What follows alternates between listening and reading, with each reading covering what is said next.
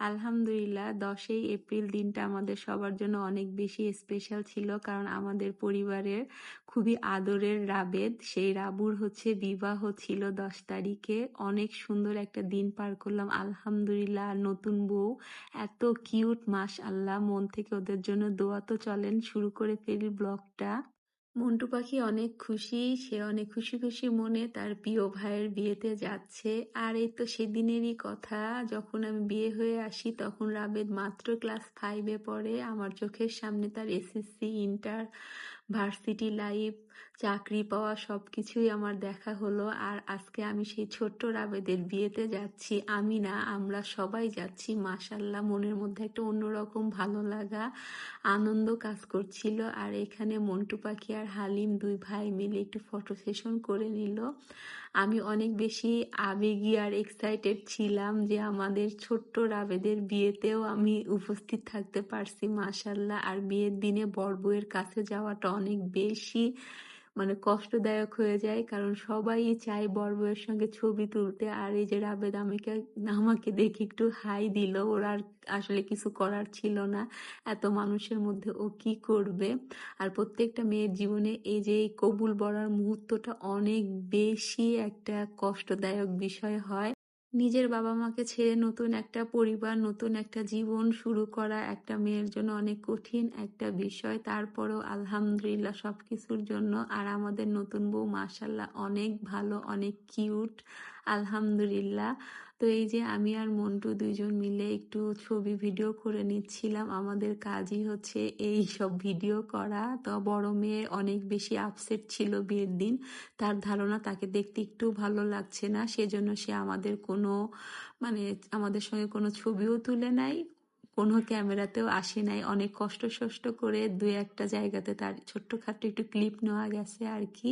আর এখানে মন্টু পাখি তার ছবিগুলো দেখছিল, মনে হচ্ছে যেন সেই নায়ক, কি একটা ভাবসাব তার। মাশাল্লাহ, সবকিছু মিলাই দিনটা অনেক সুন্দর গেছে। আর এই যে আমার ছোট্ট রাজকন্যা, সে ঘুরে ঘুরে একটু আমাদেরকে দেখাচ্ছিল, তাকে দেখতে ভালো লাগছে। এখানে চাচি এসে আমার বড় মেয়েকে একটু আদর করে দিল। আলহামদুলিল্লাহ। আসলে রাবেদ রেশাদ, রাবেদের নাম বললে সেখানে রেশাদ আসবে, চাচা চাচি, অদ্ভুত সুন্দর একটা বন্ডিং আমার সবার সঙ্গে, মাশাল্লাহ। আর এখানে হারুন, অনন্যা, সবাই আমরা একসঙ্গে খাবার টেবিলে বসে গেছিলাম খাওয়া দাওয়ার জন্য। তো এই মুহূর্তটাকেও আমি একটু ক্যামেরা বন্দি করে নিলাম। আর এই যে আমার ভ্যান্দা মার্কা চেহারা, অ্যাজ ইউজাল আমি যেমন থাকি তেমন ভাবে একটু পোস্ট নিয়ে নিচ্ছিলাম আর কি। আমার কাজ এটাই। তো সবাই মিলে এখন খাওয়া দাওয়া করব। মানে কেমন যেন আমি চাচ্ছিলাম ভিডিওটার কথাগুলো অনেক সুন্দর করে বলার জন্য, কিন্তু বিশেষ কারোর জন্য আমি যখন কথা বলতে যাই আমার কথাবার্তা সব উল্টাপাল্টা হয়ে যায়, ভিডিওটা এলোমেলো হয়ে যায়, আমি ঠিকঠাক মতো কোনো কিছুই আর কি বলতে পারি না। তো যাক, আলহামদুলিল্লাহ আমাদের খাওয়া দাওয়া শেষ। প্রত্যেকটা খাবার অনেক সুন্দর ছিল এখানে, আর কি বলবো। তারপরে আর কি খাওয়া দাওয়া শেষ করে আমরা বর বউয়ের কাছে পর্যন্ত একটু যেতে পারলাম আর কি, অনেক ভিড়টি সামলে। তারপরে এই যে খুব সুন্দর মতো একটু ভিডিও করে নিলাম। নতুন বউয়ের হাসিটা এত সুন্দর, মাশাল্লাহ, বলতে কেউ ভুলবেন না। আর সবাই মন থেকে এই নতুন দম্পতির জন্য একটু দোয়া করবেন। আর কি বলবো, এই যে বরের জন্য খুব সুন্দর করে সাগরানা রেডি করা হয়েছে, আস্তে একটা খাসি দিয়ে অনেক সুন্দর করে জিনিসটাকে রেডি করা হয়েছে। এদিকে বর বউ খাওয়ার জন্য চলে আসছে। আর অনন্যাকে দেখতে পুরোই একটা বারবি ডলের মতো লাগছিল, মাশাল্লাহ। দুজনকে দেখতে খুব সুন্দর লাগছে। এই যে বড় মেয়ের সঙ্গে তারা একটু ছবি ভিডিও করছিল, কিন্তু বড় মেয়ে আমাদের সঙ্গে কোনো ছবি তুলে নাই, কারণ তাকে বলে দেখতে ভালো লাগছে না, যাই হোক। আর এই যে আমরা সবাই মিলে একটু ভিডিও করে নিলাম। এদিকে হালিমের মনটা একটু খারাপ ছিল, কারণ তার পরিবার আসতে পারেনি। তাজডি বাবুর পরীক্ষা, আর বিয়ে বাড়িতে পান সুপারি থাকবে না, এটা তো হতেই পারে না। সবার জন্য খুব সুন্দর মতো পান সুপারি জর্দা রেডি ছিল, যার ইচ্ছে হচ্ছিল তারা খাচ্ছিল। আর এই যে বর বউ চলে আসছে তাদের খাওয়া দাওয়া করার জন্য। তো এখানে তাদের খাওয়া দাওয়া হচ্ছে। তো খাওয়া দাওয়ার ভিডিও আমি আর নিইনি, জাস্ট তাদের দুজনকে এরকম পুতুলের মতো বসে থাকতে দেখছিলাম, খুব ভালো লাগছে।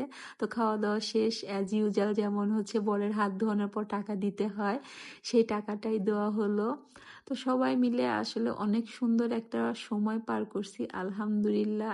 বড় বউয়ের খাওয়া দাওয়া শেষ, তারা তাদের জীবনের সুন্দর কিছু মুহূর্ত ক্যামেরাবন্দি করার জন্য এই যে গল্ফ ক্লাবের মাঠের মধ্যে চলে গেছে। তো তাদের এই দৃশ্যগুলো দেখতে খুব ভালো লাগছিল। মাশাল্লাহ অনেক সুন্দর সুন্দর ছবি আসছে, ভিডিও করছে তারা দুইজন। মাশাল্লাহ আমি বারবার একটা কথাই বলবো। আর এদিকে ওদের ছবি তুলতে তুলতে আমরা আবার উপরে চলে গেলাম, যে চাচা চাচির সঙ্গে খুব সুন্দর করে আমরাও একটু ভিডিও করে নিলাম, ছবি তুললাম। এখানে বর কনের মালা বদলের পালা চলছিল। মাশাল্লাহ আমি সব জায়গাতেই লেট লতিফ।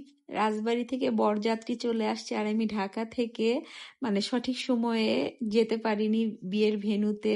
বরযাত্রী ভেতরে চলে গেছে, এই জন্য গেট ধরার ভিডিওটা আমার কাছে নাই। তো আলহামদুলিল্লাহ তাদের খুব সুন্দর একটা মালা বদলের মানে দৃশ্য আমি ক্যামেরা বন্দি করে নিলাম। তো ওদের হাসি খুশি মুখ দেখতে আমার খুব ভালো লাগছিল।